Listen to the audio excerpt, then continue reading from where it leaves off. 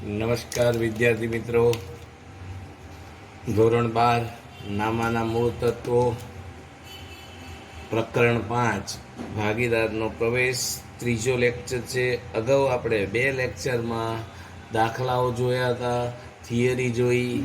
હવે એમાં જ સ્વાધ્યાયના દાખલામાં આગળ વધીએ છીએ.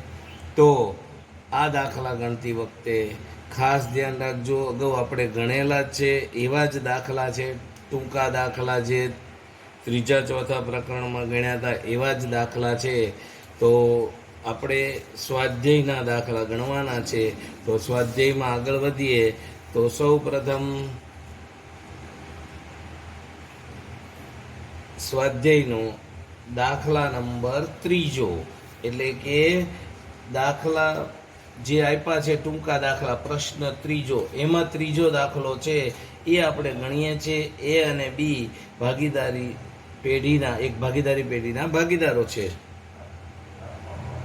દાખલા નંબર 3, એ અને બી એ ભાગીદારી પેઢીના ભાગીદારો છે. સી ને 1/6 ભાગ આપવાની શરતે દાખલ કરે છે. હવે અહીંયા પ્રમાણ નથી આપ્યું કયા પ્રમાણમાં, પણ એ તમને ખબર પડી જવી જોઈએ કે કંઈ ન કીધું હોય એટલે કયું પ્રમાણ આવશે? 1/1 આવશે. આ ધ્યાન રાખો ખાસ. હવે સી ને દાખલ કરે છે કઈ શરતે? 1/6 ભાગ, એટલે કે 1 રૂપિયાનો 6 ભાગ શરતે દાખલ કરે છે, પ્રવેશ આપે છે. બધું એકનું એક જ છે, શબ્દ બદલાય છે, બાકી કંઈ અર્થનો અનર્થ થતો નથી. હવે તમને એવું કીધું છે કે સીના પ્રવેશ બાદ એ અને બીનું નફા નુકસાનનું નવું પ્રમાણ બરાબર 2/3 રહેશે. હવે જો આ મહત્વનું છે, સીના પ્રવેશ બાદ એ અને બીનું નફા નુકસાનનું પ્રમાણ આપ્યું છે A/B. શું કીધું છે? 2/3. એટલે અહીંયા ધ્યાન આપો, આ નવું પ્રમાણ છે બરાબર, એ 2નું મળી જ ગયું છે. તો આપણે જે શોધવાનું છે એ શું શોધવાનું છે? નવું પ્રમાણ ત્રણેયનું અને ત્યાગનું પ્રમાણ શોધવાનું છે. તો પહેલાં આપણે જેમ દાખલો ગણતા હતા એ જ રીતે આગળ વધીએ.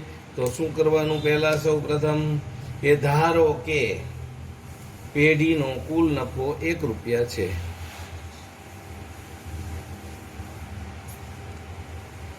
ધારો કે પેઢીનો કુલ નફો 1 રૂપિયો છે. હવે પેઢીનો નફો 1 રૂપિયો છે.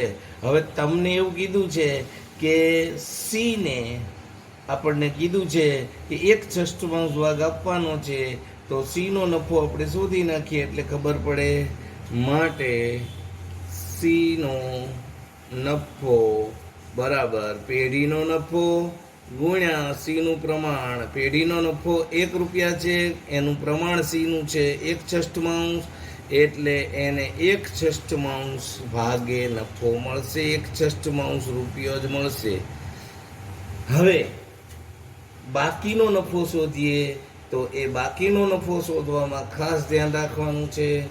માટે એ અને બી માટે બાકીનો નફો,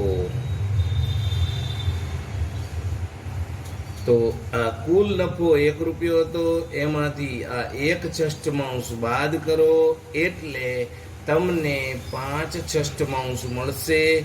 અહીંયા લસા લઈએ છીએ આપણે 6, તો અહીંયા 6 આવશે, -1 એટલે 5/6. આ બાકીનો નફો થશે પેઢીનો. હવે દાખલો આપણો સરળ થઈ જાય છે, પણ ગણતરીમાં ખાસ ધ્યાન રાખવાનું છે કે હવે નવું બેયનું પ્રમાણ તો આપ્યું જ છે, એટલે એ ભાગ પછીનો નફો, પણ હવે નવો ભાગ શોધવાનો છે. તો એ નવો ભાગ કોનો છે? જૂના ભાગીદારોનો. તો હવે પછીનું સ્ટેપ છે જૂના ભાગીદારોનો નવો ભાગ, એટલે કે નવું પ્રમાણ આવશે. તો એ જે નવો ભાગ છે, નવું પ્રમાણ છે, કેવી રીતે શોધવાનું છે? તો નફાનો બાકીનો ભાગ અને એને ગુણ્યા નવું પ્રમાણ. તો અહીંયા આપ્યો છે નફાનો બાકીનો ભાગ ગુણ્યા નવો ભાગ જે આપ્યો છે, બરાબર. નવું પ્રમાણ જે આપ્યું છે, નવું પ્રમાણ આપણને આપેલું જ છે. તો નવું પ્રમાણ કે ભાગ બે એકનું એક જ થશે, પણ આપણે ભાગ શોધીએ છીએ એટલે તો એનો નવો આ ભાગ. તો જો નફાનો બાકીનો ભાગ આપણે શોધ્યો 5/6 ગુણ્યા નવું પ્રમાણ. તો નવું પ્રમાણ છે એ તમને બધાને ખબર છે કે કેટલું છે, 2/3 આપ્યું છે. એટલે 2/3 ને આપણે 2/5 લખી શકીએ. એનું પ્રમાણ થશે 2/5. એટલે અહીંયા તમે જુઓ તો 5 દુ 10/6 પંચાને 30 થશે. હવે આ જે પ્રમાણ આવ્યું એ શું આવ્યું? નવો ભાગ આવ્યો. પણ હજી અહીંયા ભાગ ચાલે છે. તો ભાગ આમ જુઓ તો 5 ઉડી જાય છે. તમને એ રીતે આવડે તો શું વધે છે? 2/6, બરોબર. એટલે અહીંયા 5 દુ 10 અને 5 36. હવે 10 ભાગ ચાલે છે, પણ આગળ પછી નહીં ચાલે, એટલા માટે આપણે આ રહેવા દઈશું 2/6. પછી બીનો નવો ભાગ. તો બીનો નવો ભાગ છે એ જોઈએ તો આપણને કુલ ભાગ નફાનો બાકીનો જે બેયનો છે 5/6, એનો નવો ભાગ આપ્યો છે 3/5. તો અહીંયા પણ 5 ઉડી જાય એટલે 3/6 રહેશે. આમ જુઓ તો 6 × 35 ને 5 × 15, પછી 5 ભાગ ચાલશે એટલે એનું એ જ થશે. તો હવે આપણે ખાસ ધ્યાન રાખીએ, સીનો તો ભાગ આપેલો જ છે, સીનો ભાગ જ કહેવાય. એમાં નવો કે જૂનો એનું નથી. 1/6 છે. આમેય મેં તમને સમજાયું હતું કે નીચે 6 છે તો 3 ને 2 5 આપી દીધા ભાગ, એને બી ને તો અહીં વધશે 1 જ. એટલે માટે નફા નુકસાનનું નવું પ્રમાણ, ત્રણેયનું, ઓલું 2નું આપ્યું હતું, હવે ત્રણેયનું પ્રમાણ શોધવાનું છે. તો એ થશે 2/3/1. ABC ત્રણેયનું નવું પ્રમાણ થશે 2/3/1 થશે. તો આ થઈ નવા પ્રમાણની વાત. તો હવે આપણે આગળ વધીએ. આમાં જ હજી બાકીનો ભાગ બીજો શું કરવાનું? હવે બીજા ભાગમાં તો આપણે બીજા ભાગમાં છે એમાં આપણે ત્યાગનું પ્રમાણ શોધવાનું છે. તો ત્યાગનું પ્રમાણ શોધવા માટે આપણે જોઈએ તો ભાગીદારનો ત્યાગ બરાબર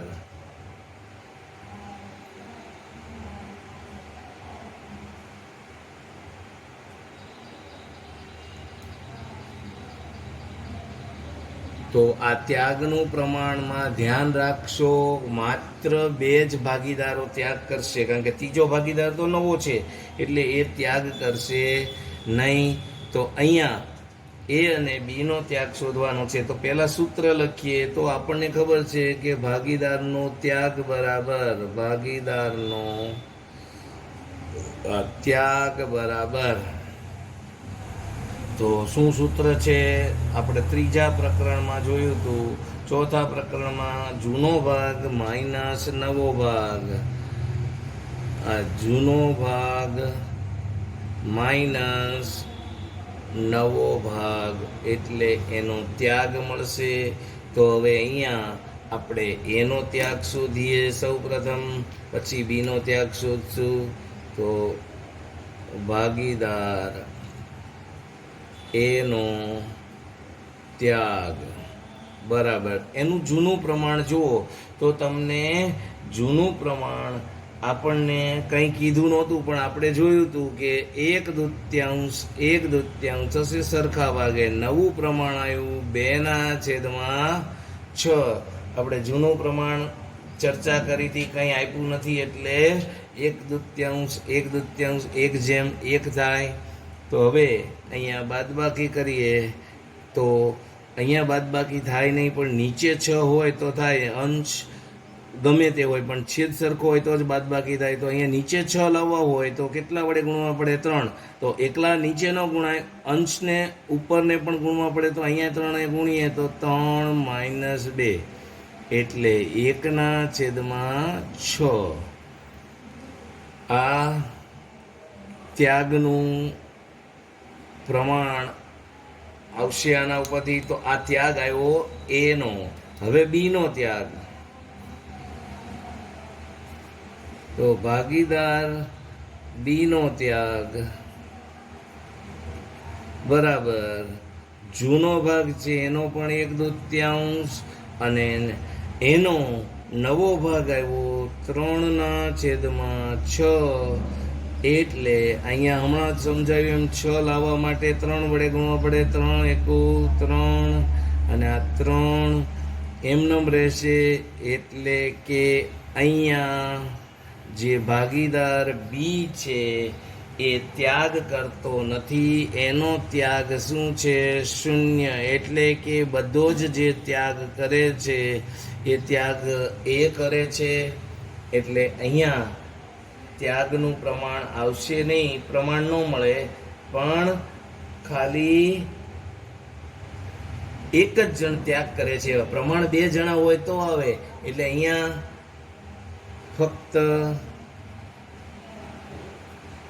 ભાગીદાર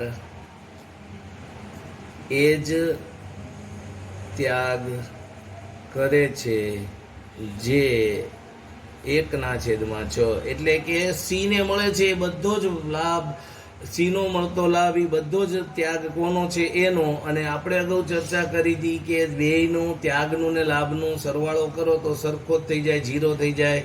તો અહીંયા આવું લખવાનું કે બી ને કોઈ લાભ થતો નથી કે ત્યાગ કરતો નથી.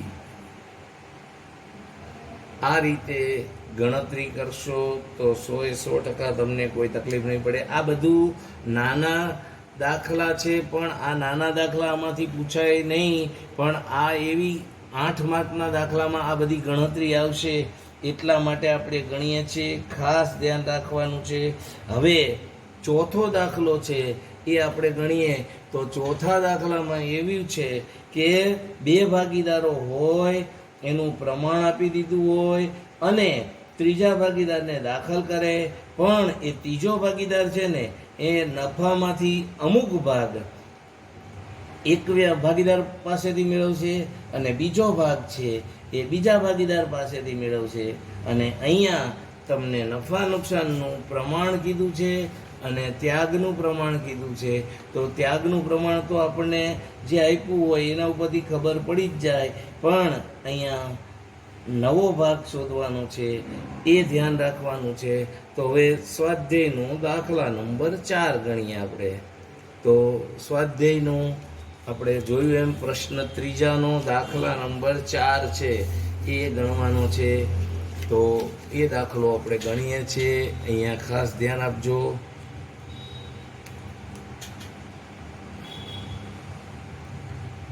આ પ્રશ્ન ત્રીજો છે, એમાં દાખલો ચોથો છે. હવે તમને એવું કીધું છે એ અને બી, A જેમ બી, એટલે કે એમનું પ્રમાણ આપી દીધું છે કે 2:1 પ્રમાણમાં નફો નુકસાન વહેંચતા ભાગીદારો છે, બરોબર. હવે સી ને 1/5 ભાગ તરીકે દાખલ કરે છે. સી ને 1/5 ભાગે પ્રવેશ આપે છે, દાખલ કરે છે, બરોબર. હવે તમને એવું કીધું છે કે સી તેનો ભાગ પૈકી, જો આ સમજો, સી તેનો ભાગ પૈકી એક દશાંશ ભાગ એ પાસેથી અને સી તેનો ભાગ પૈકી, બરાબર, એક દશાંશ ભાગ બી પાસેથી મેળવે છે. એક દશાંશ ભાગ બી પાસેથી મેળવે છે. હવે તમને એમ કીધું છે કે નફા નુકસાનનું નવું પ્રમાણ અને ત્યાગનું પ્રમાણ શોધો. આપણે એ તો બધું આમાં એ કોમન જ છે, બધામાં એ જ શોધીએ છીએ. તો હવે અહીંયા જોઈએ તો પહેલા સૌ પ્રથમ જુઓ તો તમને એ અને બીનું પ્રમાણ આપ્યું છે 3:2 અને એને આપણે ગોઠવીએ તો તમે જો આ રીતે થશે A/B. તો એનું પ્રમાણ છે 2:1. એને આપણે ફેરવવું હોય તો કઈ રીતે ફેરવી શકીએ? 2/3 અને 1/3 આ રીતે લખી શકીએ. હવે સી નો ભાગ આપેલો જ છે, એ તો ખબર જ છે. સી નો ભાગ આપણને 1/5 આપેલું છે. હવે સી તેનો ભાગ પૈકી એક દશાંશ ભાગ એ પાસેથી સી તેનો ભાગ પૈકી એક દશાંશ ભાગ એ પાસેથી અને એક દશાંશ ભાગ બી પાસેથી મેળવે છે. આ વિગત જે આપી હતી એ જ છે. તો પહેલા એનો અને બીનો આપણે ત્યાગ શોધવો પડશે. તો એનો અને બીનો ત્યાગ શોધીએ. તો હવે એ ત્યાગ આપેલું જ છે, એનો અને બીનો ત્યાગ શોધો. તો એનો ત્યાગ એક દશાંશ થશે, માટે એનો ત્યાગ 1/10 એના ભાગમાંથી અને બીનો ત્યાગ પણ એના ભાગમાંથી, એટલે પોતાના ભાગમાંથી, એટલે એનો જે નફો છે ને એ એમાંથી એક દશાંશ ભાગ ત્યાગ કરે છે. એવી જ રીતે બી છે એ પણ એટલો જ ત્યાગ કરે છે પોતાના ભાગમાંથી, એક દશાંશ ત્યાગ કરે છે.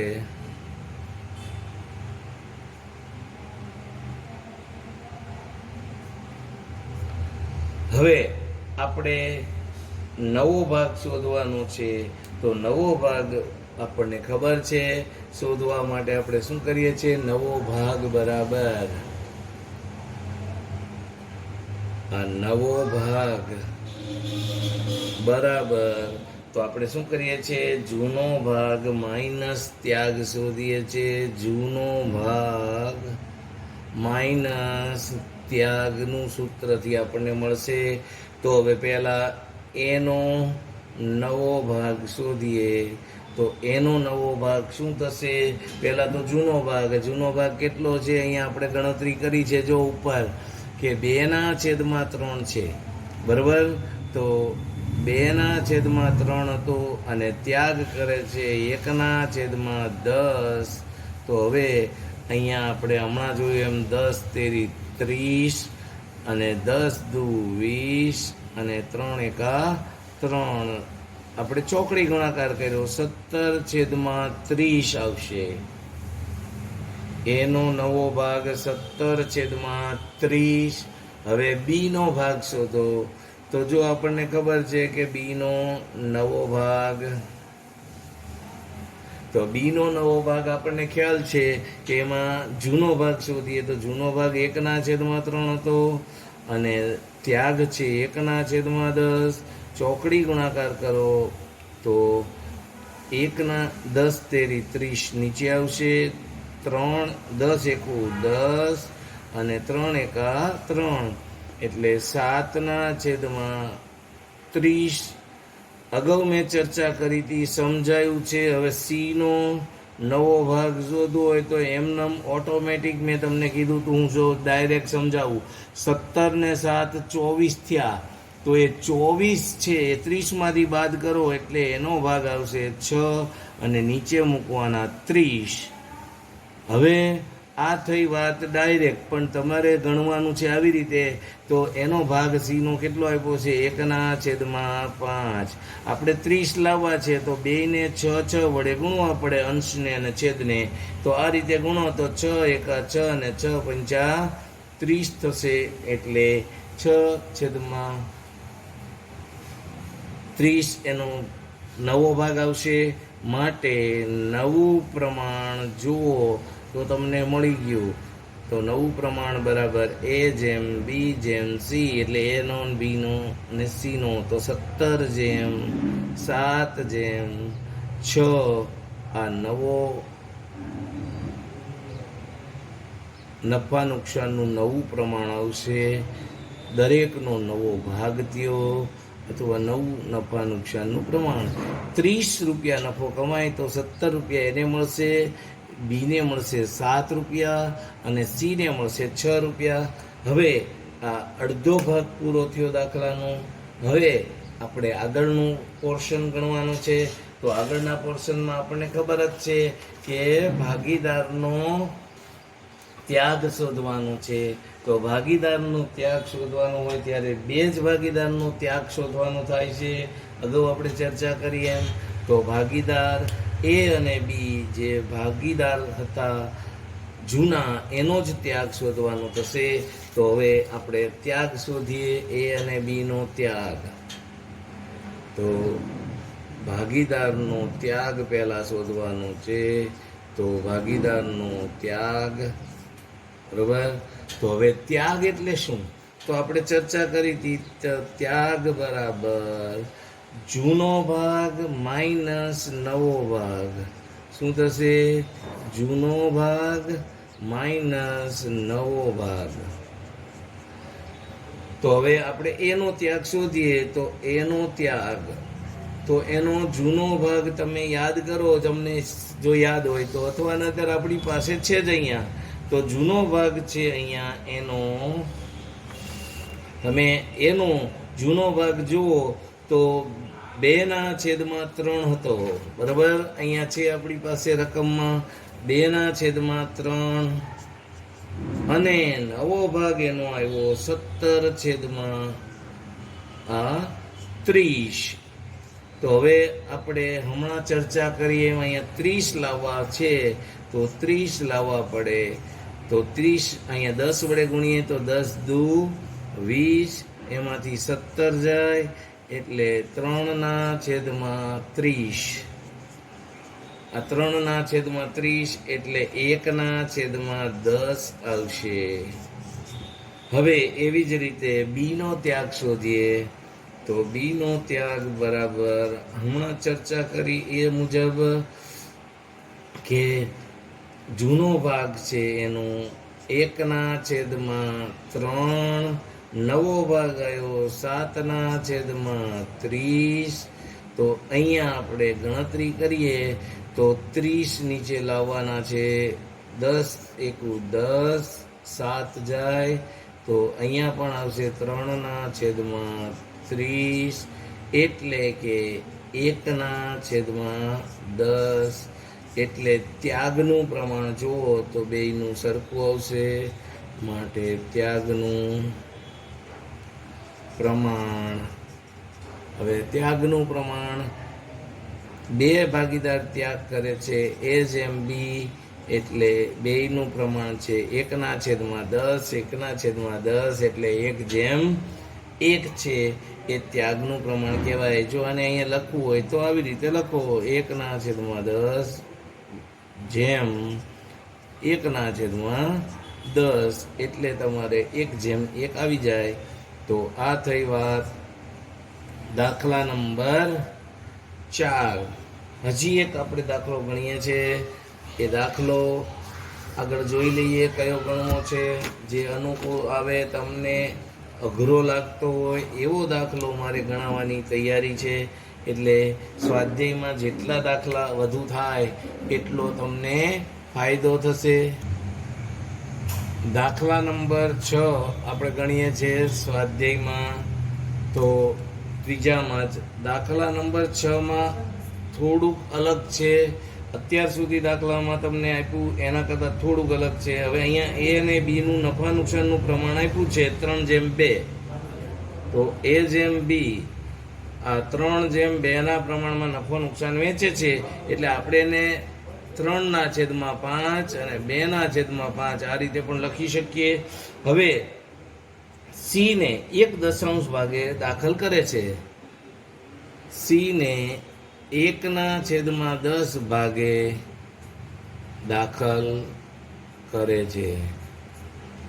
હવે અહીંયા એવું કીધું છે કે સી છે એ તેનો ભાગ એ અને બી પાસેથી સરખે હિસ્સે મેળવે છે. સી તેનો ભાગ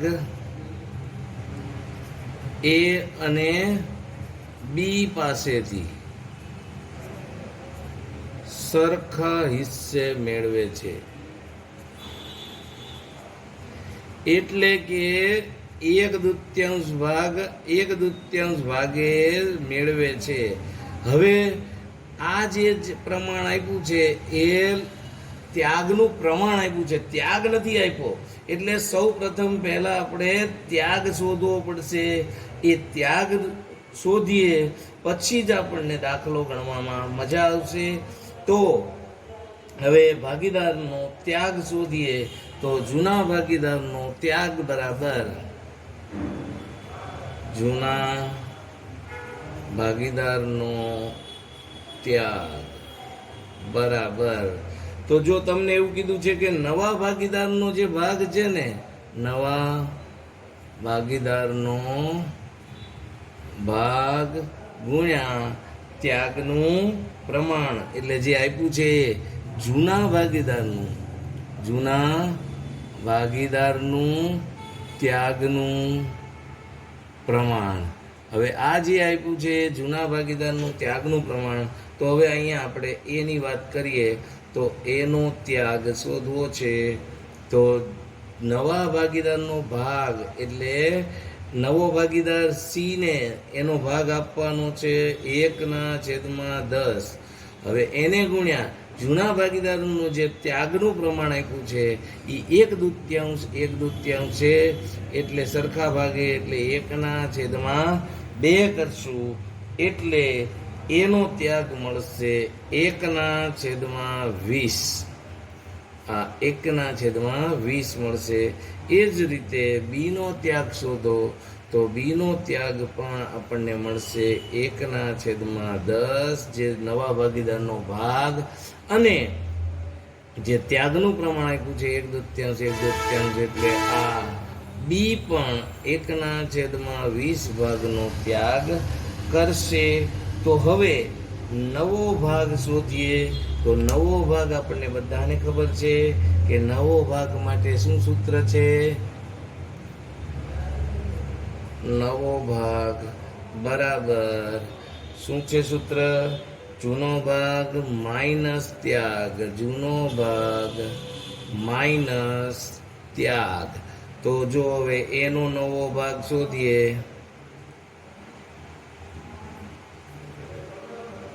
તો જૂનો ભાગ જો તો આપણને ઉપર આપેલો છે 3/5. 3:2 હતું એટલે, અને ત્યાગ આવ્યો 1/20. તો અહીંયા આપણે 20 લાવવા માટે 5 ને 4 વડે ગુણવા પડે. તો ઉપર 4 વડે ગુણશું. 4 તેરી 12 -1 એટલે કે 11/20 આવશે નવો ભાગ એનો. હવે એ જ રીતે બીનો નવો ભાગ શોધીએ. તો બીનો નવો ભાગ, તો જૂનો ભાગ છે 2/5 અને ત્યાગ છે માઇનસ ત્યાગ 1/20.